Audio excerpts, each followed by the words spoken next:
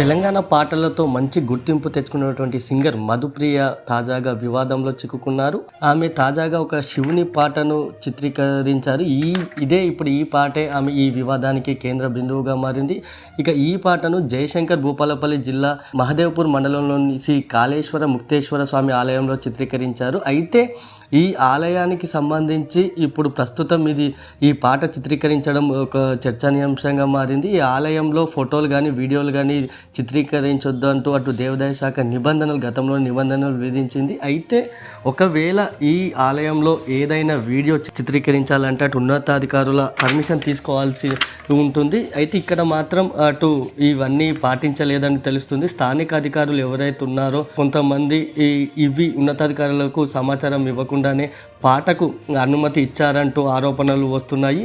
ఈ నేపథ్యంలో అటు గర్భగుడిలో షూటింగ్ చేయడంపై అటు భక్తులు కూడా మండిపడుతున్నారు. ఇటువంటివి మరోసారి రిపీట్ కాకుండా తగిన చర్యలు తీసుకోవాలని కూడా భక్తులు డిమాండ్ చేస్తున్నారు. దీనికి సంబంధించి చూసుకుంటే ఒక్కసారి ఇప్పటికే తెలంగాణ పాటలకు సంబంధించి మధుప్రియ ఎంతో గుర్తింపు కూడా తెచ్చుకుంది. ఈ క్రమంలో ఆమె శివరాత్రి వస్తున్న నేపథ్యంలో శివునికి సంబంధించిన పాట కావడంతో ఆమె ఈ ఆలయంలో షూటింగ్ చేయాలని భావించారు. దీనికి సంబంధించి గర్భగుడిలో కూడా సుమారు 30 నిమిషాల పాటు అటు ఆలయంలో కూడా ఆమె షూటింగ్ చేశారు.